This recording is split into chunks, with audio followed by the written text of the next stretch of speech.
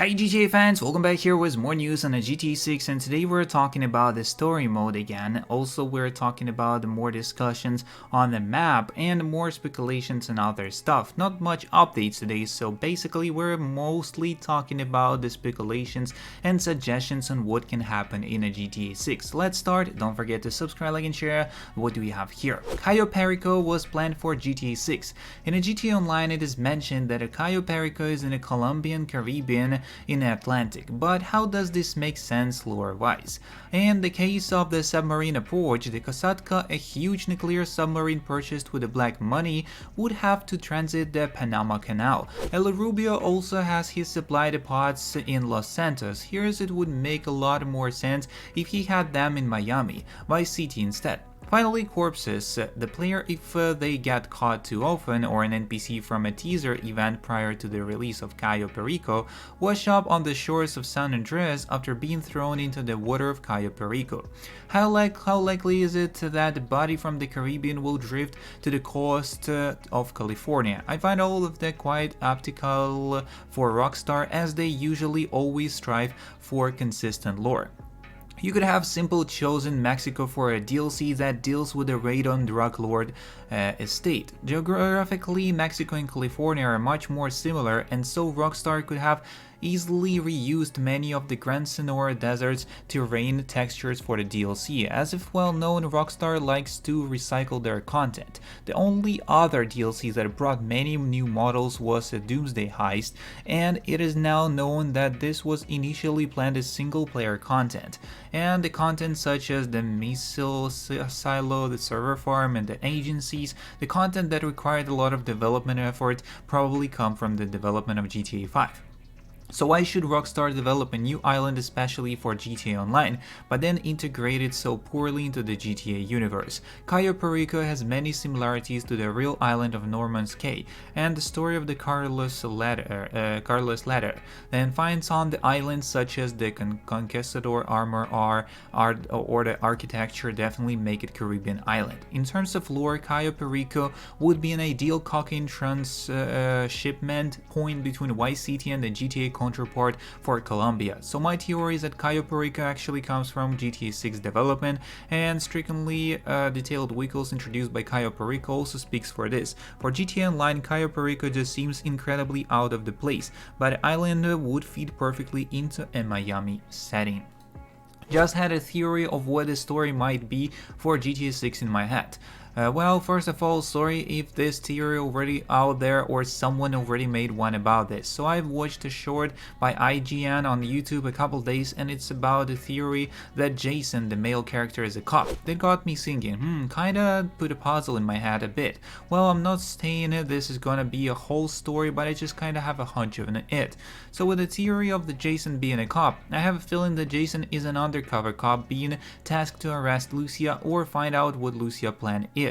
She might be planning a big bank robbery or maybe a big drug trade from South America. I've heard that a while ago that GTA is gonna have another open world map set in South America.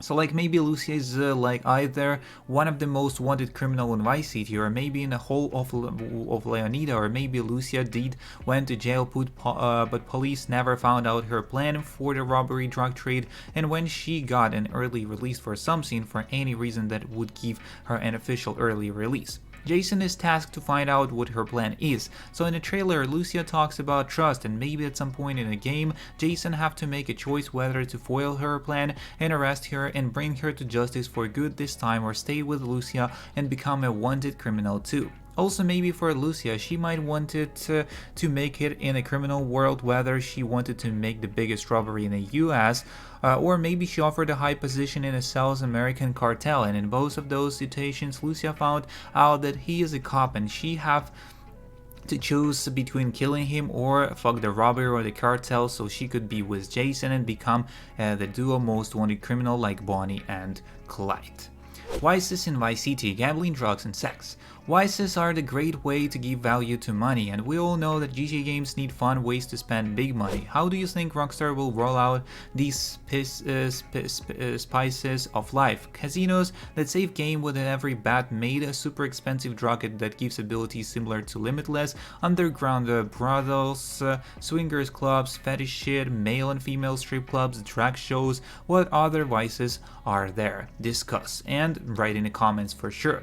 Upgraded hunting, a huge fan of their wildlife and hunting aspect of our Red Dead Redemption 2, and from the trailer I'm guessing hunting will return to some degree. Not quite sure how it will be implemented, please no skinning animations, but if there's at least a compendium of sorts to study the wildlife, I'm satisfied. I have special animals make a return, I can kiss the story progression goodbye. Legendary flamingos, people, legendary flamingos. What are some hunting mechanics you would like to see added or return in GTA 6? Also, remember the trend that happened on YouTube 5 years ago when kids would pretend to unbox the GTA 6.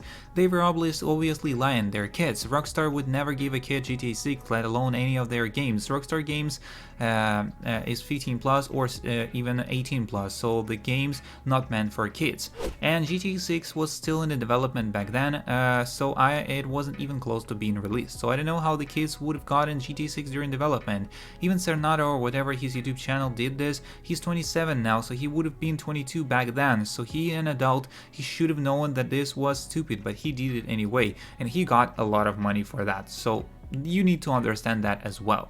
What could be the reason Rockstar removed this statue from the GTA 6? And we could basically see it on the real life map and how it looks like in the game. So we still have no clue what it is about. I just found out that this three buildings right here is actually a shot from where Lucia is having a ride with Jason. So it's on the start of the map, and here we could see it literally is over here. So these three ones over there, and we don't have these two ones from the real life. So with all this information we got on today's video, I am prepared for the GTA 6, and with all the news coming, I am sure a lot of things would happen in the game, and we expect a lot of interesting stuff. We're going to talk more about today's on today's video, so see you in the next one, and peace.